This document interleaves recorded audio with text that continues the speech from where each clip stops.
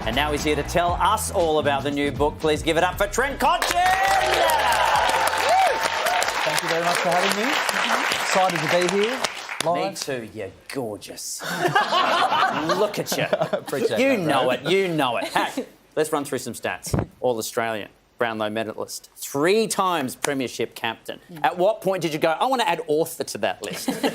Well, it's been a process, probably 3 to 4 years in the making. Really? I don't know if that was because the publisher thought my time was done, probably in 2018, or whether just on the back of the surprise premiership in 2017, they felt as though there would be a good story there to be written. And, it's been an enjoyable process, so much reflection and thinking about things that happened, 15, 16 years ago.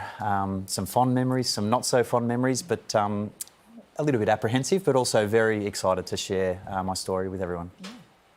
Is there anything you left out of your memoir at all? Because I'll be honest, I left some out of mine. I want them to come back for more later on. Right? A little bit more And juicy. secondly, you don't make any money out of your books, mate, because they put you up in all these hotels. They don't tell you you're picking up the expenditure at the end of it.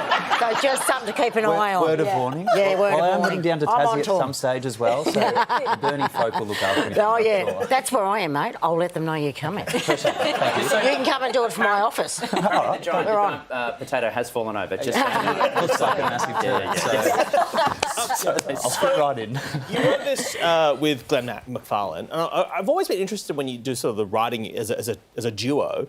How does it work? Do you just sort of like sit down and tell your life story to someone and he goes, oh, that's interesting, and writes it down? Is that how it works? Yeah, lots of conversation and then kind of factoring in all the key moments and then having an understanding of really important parts of the journey. Was there stuff you had to fight for? You're like, no, this is interesting. He's like, nah, it's boring or whatever. Or stuff he's like, no, include this. And you're like, I don't want to talk about it. Was there... I think the challenge when you're writing an autobiography or a memoir, like I'm not one of those people that loves to talk about myself, surprisingly, I know. So I kind of wanted to have an element of, leadership lessons through my journey. So that's kind of how we've tried to pitch it, and I hope that people enjoy taking some of the lessons away from it through my own journey. But yeah, and the interesting stories that are within it. Well, you are a private person, but then the book does hone in on your relationship with your family as well. How hard was that to kind of reveal those behind-the-scenes details? Yeah, I think for me, when I was sitting there, it was kind of like, well, if you're going to do this, you want to do it properly. And I think the beauty of that is the lessons that, athletes are human beings and we go through some of the same crap that the everyday person's going through, whether that's in your relationship or a relationship breakdown with a teammate or whatever it is.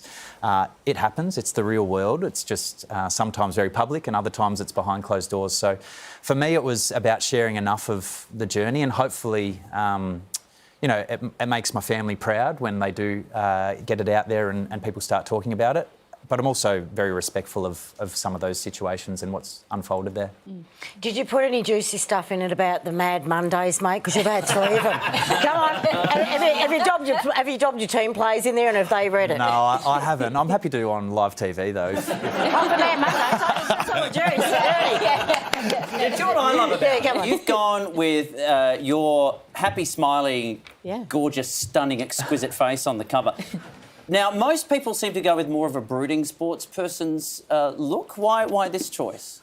Well, I thought the serious look just wasn't me. I think one of my greatest lessons in life is to just dial up play, whether that's in the sport, whether that's playing games, but also just in life. Like curiosity to me is one of my great values and something that I live my life by every single day. And being serious on the front cover just didn't feel like it was me. Let's have a look. Jackie has mentioned that she's done a memoir. Let's have a look at Jackie's cover. Look compare. at that. Was power pose. Yeah. So now let's That's go right. side by side. Give me the look you would have done that every other sports person does. Let's look straight down the barrel of the camera. Yeah, be stoic.